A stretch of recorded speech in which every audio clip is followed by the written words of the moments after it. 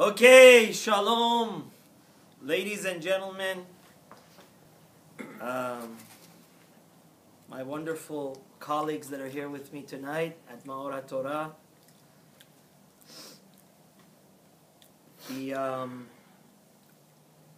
What I want to talk about is a little bit controversial, and I'm sitting in front of two lawyers here, a lawyer and a marketing for lawyers, legal leaf, so I have to be careful not to get myself in trouble. I want to start with a joke, actually.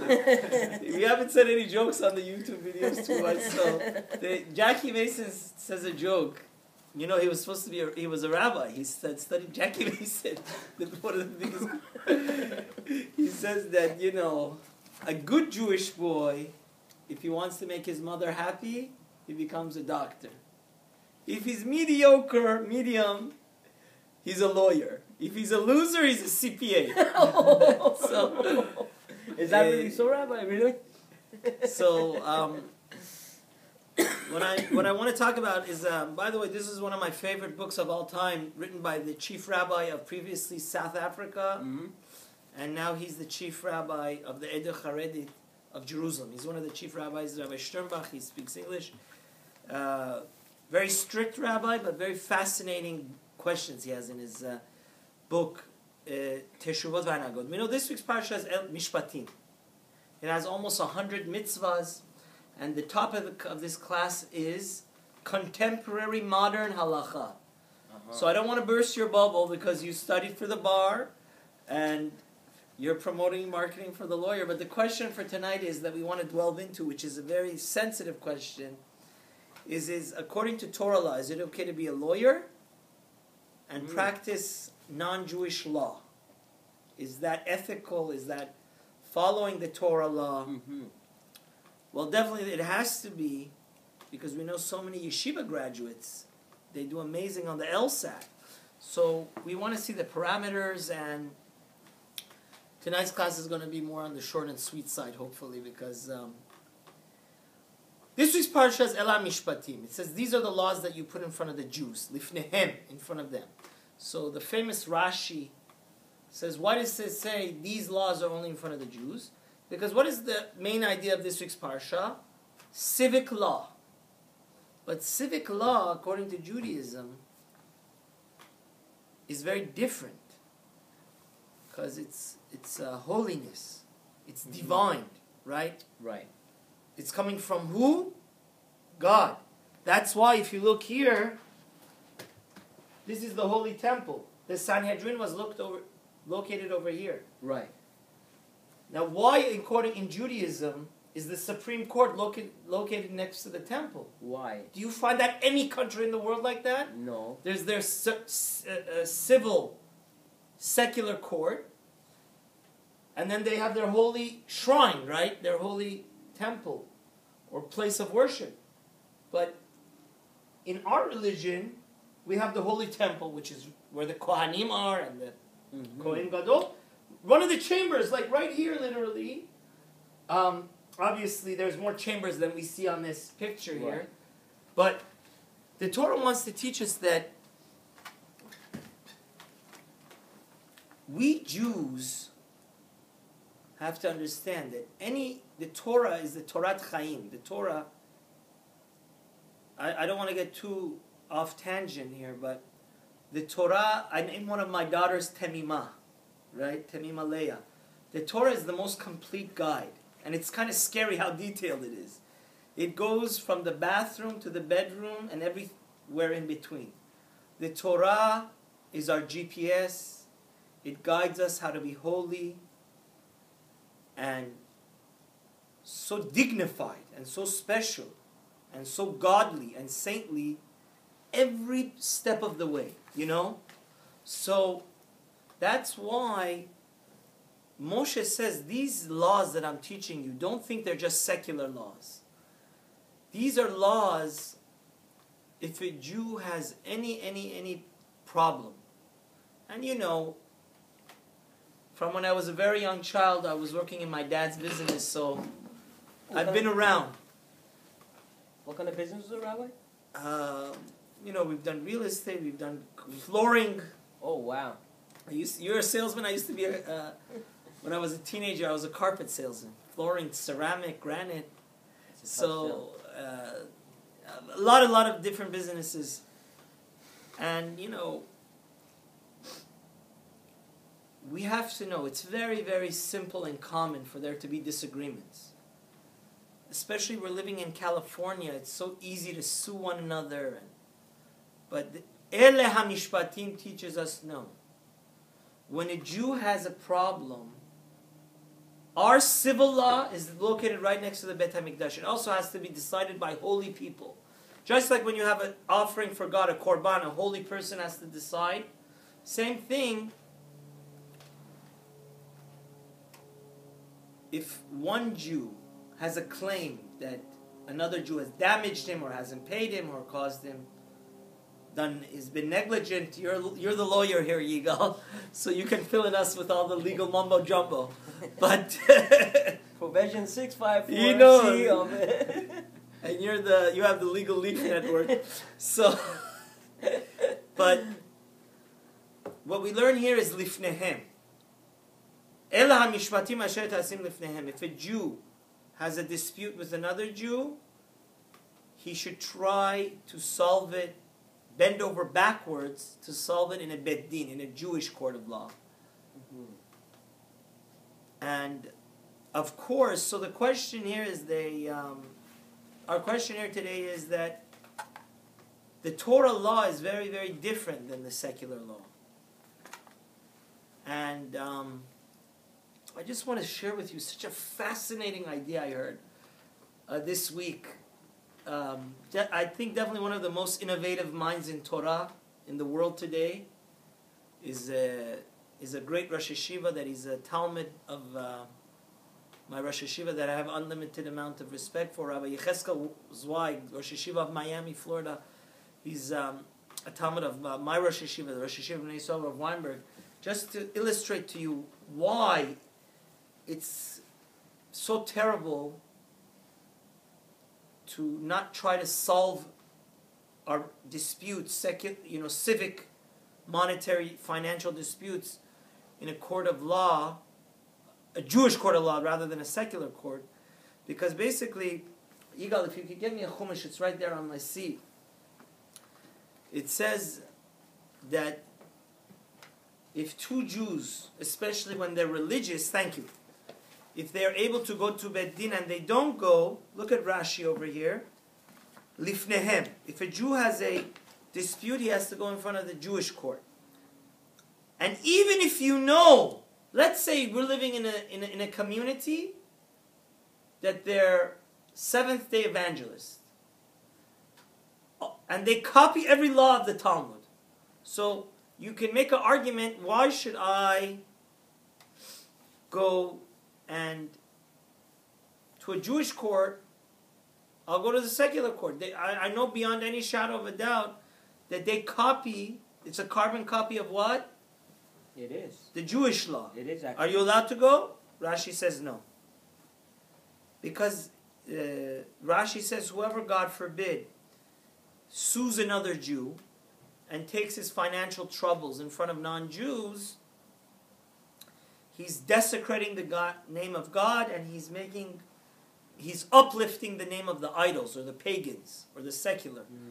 Because we know that the Torah, like I said a few minutes ago, is complete. The Torah is perfect. So we, God forbid, don't want to rape people, right? If you have a dispute, you want to get you want to get what's your right. So if the most perfect system in the world is the Torah, why would you go to somewhere else, right?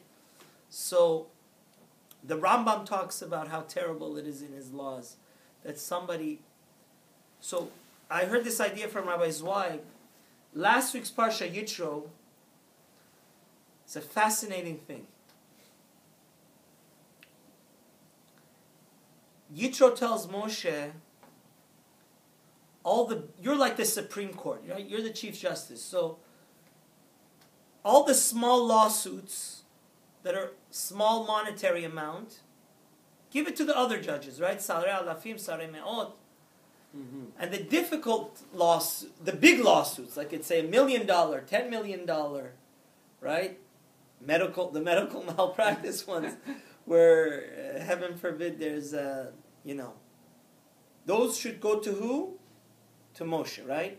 So that was Yitro's recommendation. Money, dollar sign. The small, minute should go to the lower judges.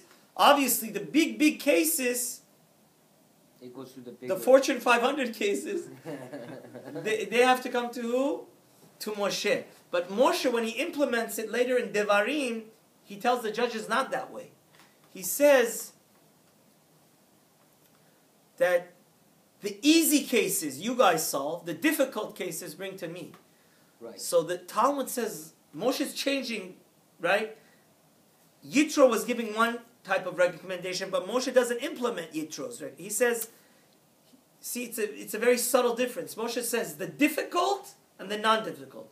So what is that? So the Talmud, Rabbi Zweig said so beautifully, that according to the Talmud, if you owe Reuven or Reuven owes you $50, is the same thing as $1 million. Mm-hmm. If you din pruta ke din me'ah, everything is relevant to the person, right? For Bill Gates, $1 million is what? Nothing. But for a person that is making $5-6 an hour, $50 is a whole day, Yeah. So different strokes. That's why Moshe changed it. But if we even go deeper, and I don't want to talk about this because it's very personal, but I have been in for probably over 100 sessions in a Jewish court, in Jewish litigation, and one thing I want to let you guys know is that one of the worst things that could happen is that people have a dispute and they stay enemies, bitter enemies for life. So what Rabbi Zweig explained is that why is Jewish law, civic law, different than secular law? So he explained, he brought it from a medrash, and this is it's a deep philosophical, psychological idea. What Moshe meant was the hard cases he told the judges bring to me. What's a hard case? It doesn't matter the monetary amount, but it matters that these two people are brothers and they're fighting over inheritance. So the hard case is a case that it would be the worst tragedy. And of course, as a rabbi of a big synagogue, you see this. Sometimes you randomly meet the twin of one of your congregants, some people that you know to pray with you, and they say, yeah, I'm his brother, because he looks just like him. Mm-hmm. So why? I never saw it at any of your brother's parties or occasions. He says, yeah, we haven't talked for 40 years because we used to be partners. So what Moshe means that the difficult cases bring to me is the difficult. Why do lawsuits even start altogether? If we're talking about kosher people, not evil people, it's all about miscommunication and misunderstanding. I said one thing, you understood other, so you think you're ripping me off, right? If we're talking about good, God-fearing Jews, it doesn't mean one guy wants to, God forbid, do terrible, unethical, and rob the other person. It's all about what? Miscommunication and misunderstanding. So, Moshe says, judges, if you ever see, because listen, everybody hates us. We Jews shouldn't hate each other, right? Right. The difference between a Jewish court and a non-Jewish court is that the Jewish judge's ultimate goal should be to make peace. He should make both parties to understand that they weren't.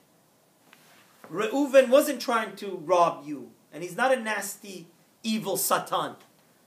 To make it a forum that the misunderstandings are resolved, and both parties, litigants, the plaintiff and the litigant, what's the other guy? The plaintiff and the defendant would, be able to hug and leave in peace.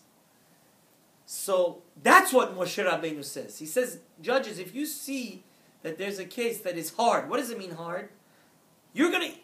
And that's why it's a halacha that always the dayan, the Jewish judge, even if he knows beyond any shadow of a doubt that Reuven went against halacha, he should try to make a compromise. Peshara. You know what peshara means?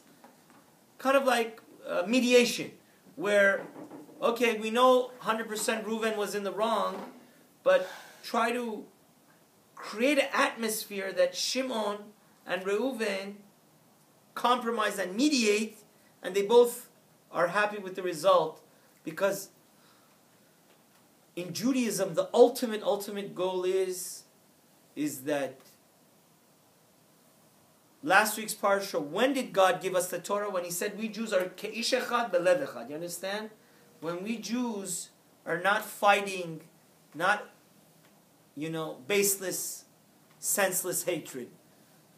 When we Jews realize that all our hearts are connected and all our souls are connected, when God saw that second He decided it's the appropriate time to give us the greatest gift of all time, which is what? The Torah. So they asked, so basically it's a very difficult question. Thank you, Yigal. Would you like some water? No, yeah, here, right here. Thank you. So the question here is that after I've explained to you that the whole system of the Torah is a holy system, that's why the Sanhedrin is located at the temple, and also the Jewish philosophy of how to solve a financial problem is to ultimately have the parties, would a secular judge care if these two brothers hate each other for the rest of their life and wouldn't see each other? But a Jewish judge has to be such a God-fearing and leader in the community, right? That obviously somebody that would sit on a Jewish Beit Din would have such expertise in Torah and be such a leader of a community that he wants the community to be cohesive, right? Not that, okay, here's the law, okay, just hate each other, right? We want to make peace, right? Ultimately, the greatest thing in life is peace. So Rav Sternbach is so funny when he answers this question. If you want to look it up for those people that are in yeshiva and more advanced, it's in Teshuvot v'Hanhagot. Thank you. And my daughter said you didn't say bracha on the last YouTube video, so I'd made a bracha already before we recorded. Just for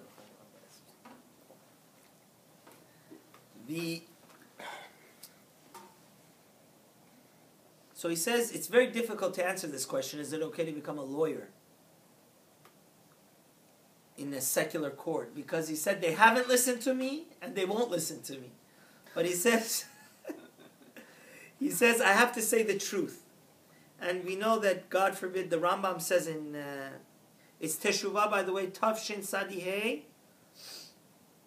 in the first chelik of Teshuvot v'Hanhagot. See, one of the potential problems, I just want to summarize this and say that, first of all, if you're representing two non-Jews, it would not be a problem to be a lawyer, right? And obviously, if one of the Jews is totally secular, again, it wouldn't really be a problem, because you have to understand,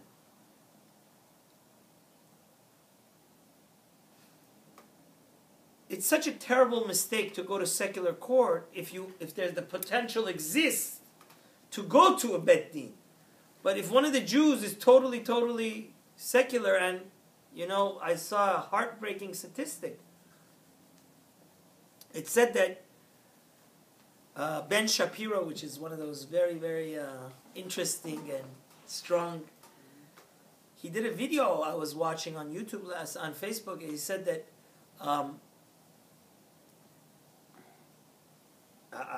it just makes your heart melt. But he said that, if I'm not mistaken, 40% of Jews are not even 100% sure God exists. Wow. Only 60%. So, law. Let's just start the question altogether. Even if your client is a super religious Jew, and the other person's a Jew, but he doesn't. I mean, this is showing that we're in the Messianic times.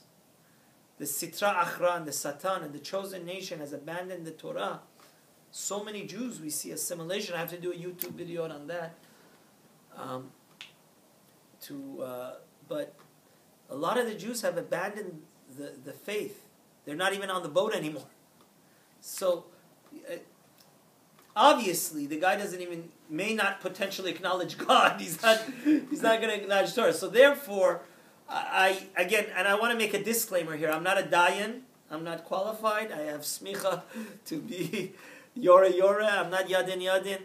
But I having to done a lot of research in Kosher and Mishpan and being in Beit Din around 100 times on a personal lawsuit my dad had in Beit Din, I would imagine that it's a non-starter because this secular Jew may not even believe in God for sure. I mean, you could always put it out there. Whenever you go to court also, and unfortunately, I've been in secular court in a few cases, the judge always wants people to mediate, to save time and cost. So even that secular Jew that may not believe in the Torah or God, chas chalila, may God bring them all back to the path of truth and light and bring them out of the darkness. You can always put that on the table, that there's such a thing as Jewish meditation and it's binding arbitration, but I don't think, honestly, it would be a sin. Because do you think the potential of even going to Beit Din exists with this guy? So if both parties are non-Jewish, so we can keep Jackie Mason's joke to be a decent Jewish boy, right? The good boys become doctors, the decent ones become lawyers. Yes, because no money, no honey. You need a good prestigious job to be able to get married in today's society in LA.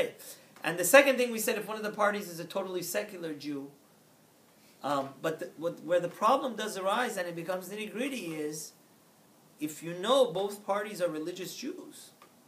And see, another problem with being a lawyer between Jews is that secular law could give punitive damages. And we know so many crazy things happen in today's laws, in today's court system, where they do some really, really, really crazy, and almost any person with common sense would say it's not justice what's going on.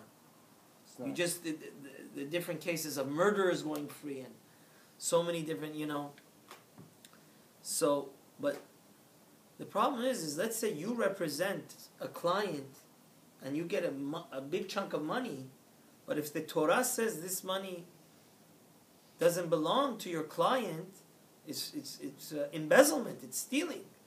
So Rav Sternbach continues fascinatingly in this Teshuvah, and he says, I met with a lot of, obviously there's many prominent Jewish lawyers, Thank God Jews are so successful, and you look at any major city in the world, from Paris to London, to New York to LA, to even Texas, Denver, Houston, around the world, Chicago. You see the most prestigious lawyers, just look at the names. The most prestigious surgeons, the most prestigious CEOs, the most successful people. We Jews, since we're the chosen, and our neshama comes Kabbalistically from a very special part of the Shekhinah, like the head of the Shekhinah, which is not the discussion of tonight. The Jews are tremendously, Baruch Hashem, Kenai Nahara, very successful. Amen. So,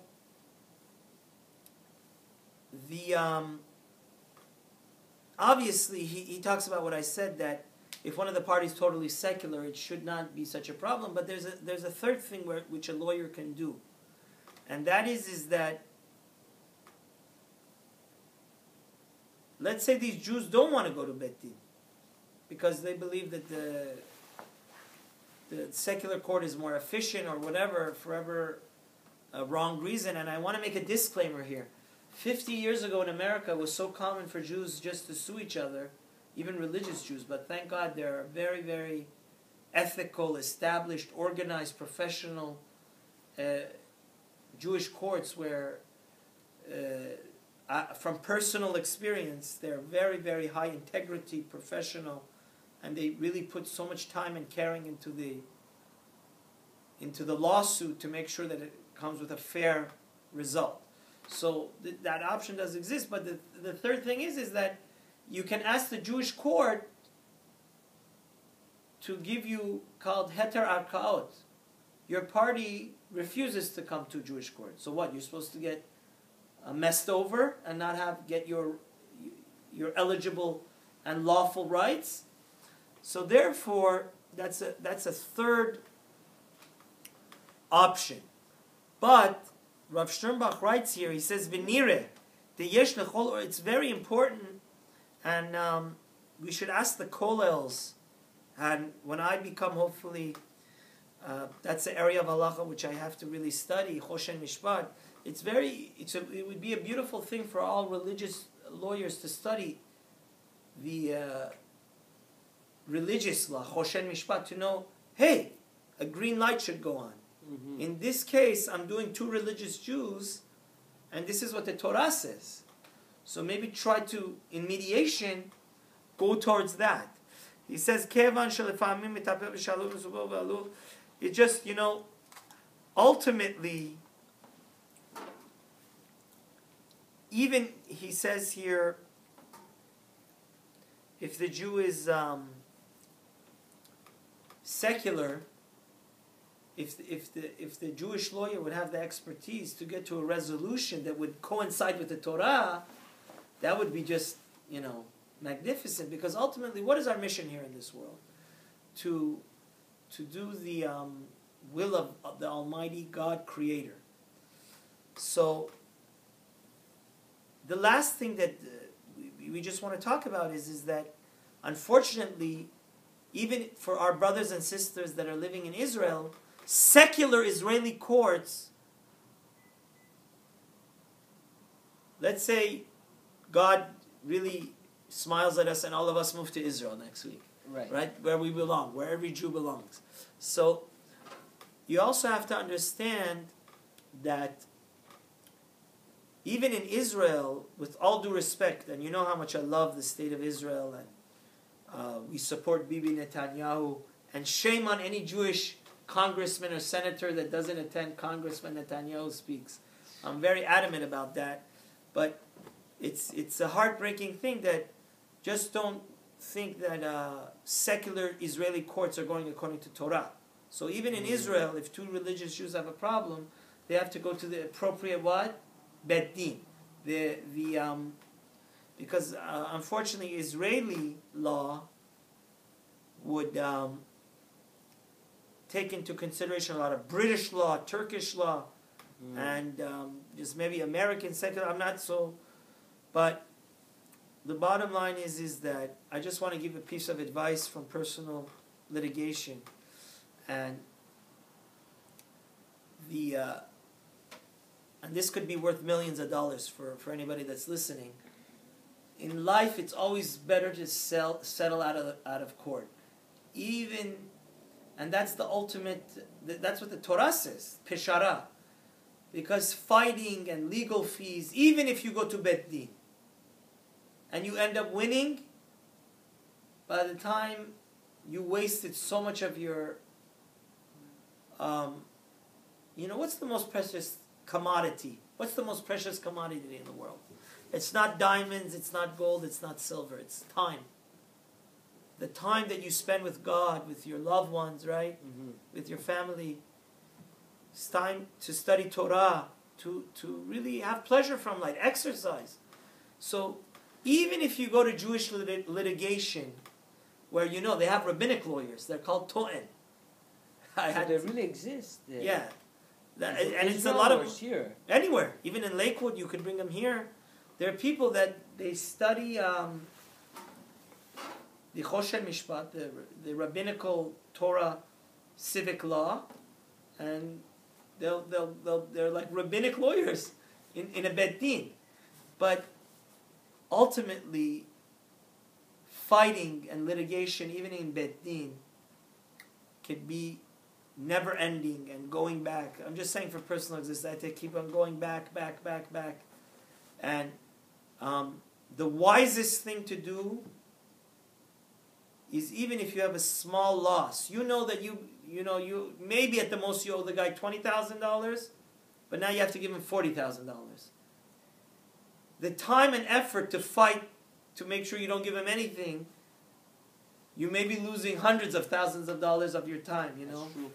If you're, doing more, and then it's just so draining, every time you go to any court, whether it's religious or any type of court, it drains you. You're nervous, you don't know the outcome. So when you mediate, you're in control of the outcome, right? Because your arbitration, you're trying to mediate. So my word to the wise is that, and this is actually what the Torah recommends, is it's worth it almost to bend over backwards to somehow not go to bet din, not to go to court. And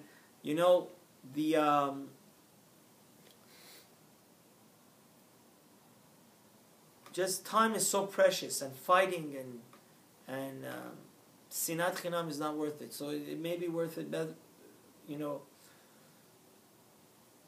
worth it to bend over backwards to just settle outside of bet din, settle outside of court. And may God give us a lot of peace, and may we see the Bet HaMikdash very soon. Thank you for listening. Shabbat Shalom. All the best.